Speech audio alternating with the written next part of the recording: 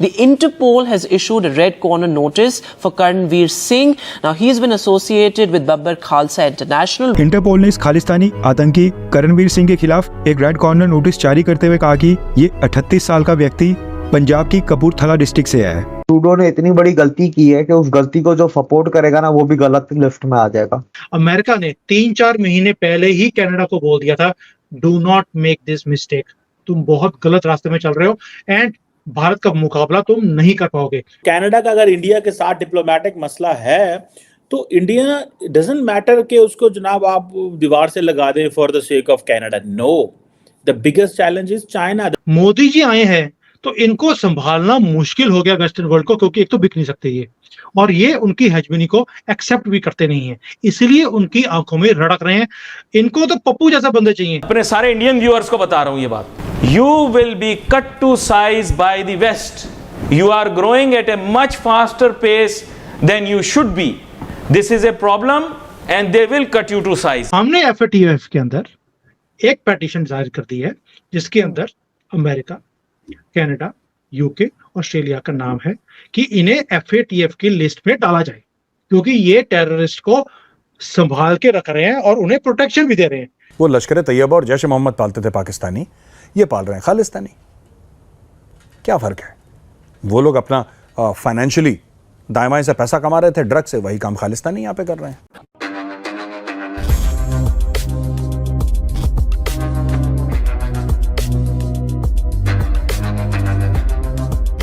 नमस्कार दोस्तों, अब इंटरनेशनल एजेंसी लगातार कनाडा की पोल खोलती जा रही है और कनाडा में मौजूद खालिस्तानियों को अपना ब्लैकलिस्ट में डालती जा रही है। जैसे कि दोस्तों अब इंटरपोल ने एक रिपोर्ट जारी की है जिसमें उन्होंने एक खालिस्तानी करमवीर सिंह के खिलाफ रेड कॉर्नर नोटिस जारी किया है। इंटरपोल यानी कि इंटरनेशनल पुलिस दोस्तों इतने बड़े संगठन द्वारा इस रिपोर्ट का जारी करना ये दर्शाता है कि अब इंटरपोल जैसी बड़ी संगठन भी मानती है कि खालिस्तानी एक टेररिस्ट है जिसे कनाडा, यूके, अमेरिका जैसे बड़े देश अपने यहाँ सेफ हेवेंस प्रोवाइड कर सकते हैं। और अब पाकिस्तान और कनाडा में कोई भी अंतर नहीं बचा है। पाकिस्तान जिस तरह से टेररिस्ट को सपोर्ट करता है और अपने यहाँ सेफ शेल्टर्स भी प्रोवाइड करता है, इसी तरह से कनाडा भी अपने यहाँ खालिस्तानी टेररिस्ट को सेफ हेवेंस प्रोवाइड कर रहा है, उन्हें रोकने के लिए और उन्हें डिफेंड भी कर रहा है, जिसे लेकर के अब भारत बड़ा एक्शन लेने जा रहा है कनाडा के खिलाफ।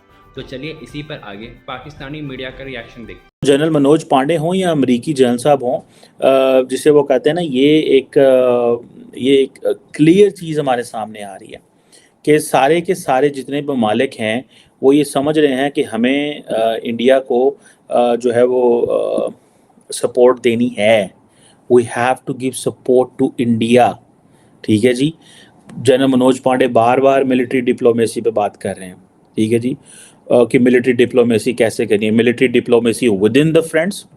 आप देखें ना, ये जो आर्मी चीफ का डेलीगेशन है 30 कंट्रीज का है, 2 दिन का इवेंट है, ठीक है जी।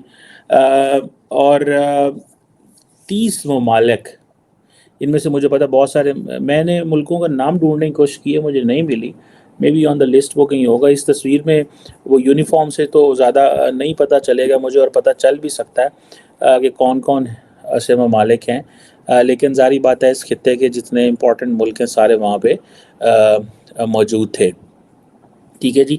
सो ये जो बार बार इंडियंस कह रहे हैं और अमेरिकन कह रहे हैं कि जी वो चाइनीज़ एक्सपेंशन हो रही है।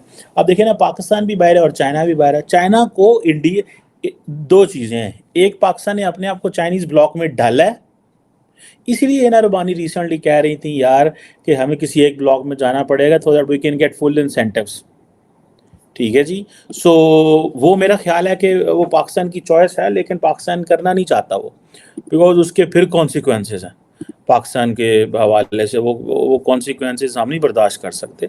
हमारे लिए जो है ना, वो जिसे कहते हैं ना, सारे कंट्रीज़ इम्पॉर्टेंट हैं, और हमें इंडिया भी अब घुसने नहीं देता। देखे ना, वो G20 में हमें नहीं आने देंगे, पहले तो हमारी उतनी इकॉनमी नहीं है, दूसरा वो जो था ब्रिक्स सबको आने दिया, पाकिस्तान को नहीं आने देंगे।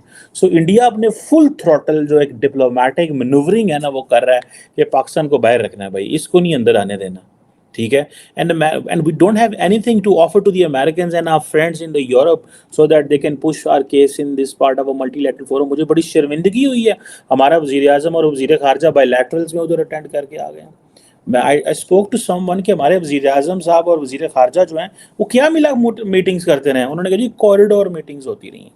कॉरिडोर मीटिंग्स क्या होती हैं, एक गले च लंघना है, उधर तुसी भी आ गए, हाँ भाई डेविड की हाल है, उन्हें कहा मैं ठीक है, काकड़ तेरा की हाल है, एंड देन देखो 10 मिनट है, उन्होंने कहा आ इतने बविए कमरे च, चलो let's go into that room. दोनों बैठ गए, झंडे ठोके उथे, चलो जी गपशप शुरू हो गई, we are working on this and this and this. कोई कहेगा जी मेरा इकॉनमी, हम जो डेवलपमेंट है, हम अपनी क्लैरिफिकेशंस दे रहे होंगे। सारी बात है, हम क्लैरिफिकेशंस ही देते हैं पूरी दुनिया में जहाँ जाते हैं, क्लैरिफिकेशंस दे रहे होंगे यार, हम वो ठीक है, वो सही हमने मार दिए थे, सॉरी हम ऐसे नहीं हैं, हमारा पाकिस्तान तो बड़ा वो है। ज़्यादातर तो हम उधर कॉरिडोर मीटिंग्स करते रहे। मुझे तो समझ नहीं आती, हमारे लीडरशिप वहाँ लेने की गई सी, थोड़ा कम की उत्थे जाना। जब वज़ीर ख़ारजा जा रहा है तो वज़ीर आज़म का क्या काम है वहाँ जाना? This is what I believe. ठीक है जी। अब ये इसमें आप देख लें, हमें उन्होंने फुल टाइम फ़ारग किया हुआ है। ठीक है जी। और मैं ये समझता हूँ कि ये जो चीज़ है दैट विल टेल अस के हमारे लिए कितने ख़तरात हैं आइंदा आने वाले दिनों में। हमने FATF के अंदर एक पेटिशन जाहिर कर दी है जिसके अंदर अमेरिका, कनाडा, यूके, ऑस्ट्रेलिया का नाम है कि इन्हें FATF की लिस्ट में डाला जाए, क्योंकि ये टेररिस्ट को संभाल के रख रहे हैं और उन्हें प्रोटेक्शन भी दे रहे हैं।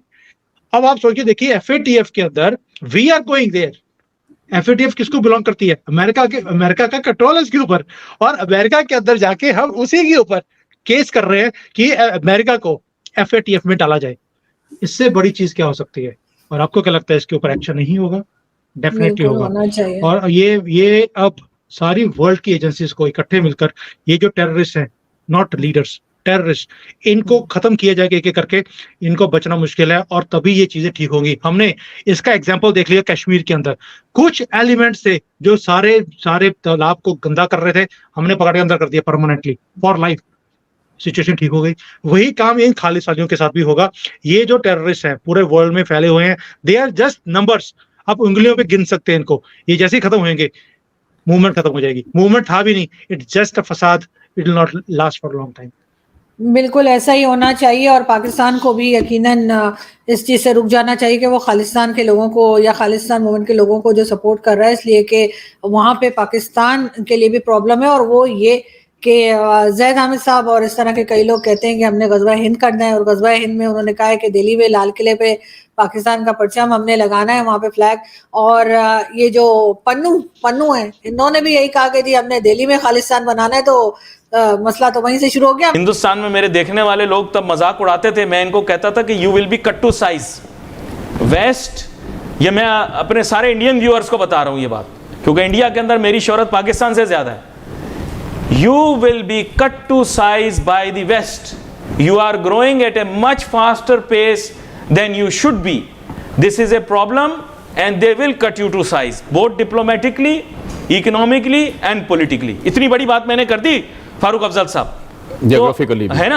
ये बात सारे मीडिया पे यही शोर है ना, आप देखें सारे मीडिया पर तो एक सिख रहनुमा का शोर है ना जो कनाडा के अंदर वाकया पेश आया है। मैं तो आपको इतनी गहरी बात बता रहा हूं कि इंटरनेशनल जो एक पॉलिटिकल गेम होती है, जो बिसात होती है, उसमें आप लोग समझ नहीं रहे थे।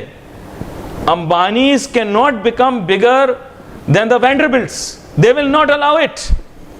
You can not become bigger than the Rockefellers, you can not, you will not be tolerated. अगर आप ये कोशिश कर रहे हो कि आप वो दूसरा है ना अदानी, कि Adani becomes bigger than all the big conglomerates in the US, that will not happen. You have to get this into your system कि आप भी उसी सिचुएशन के अंदर हो।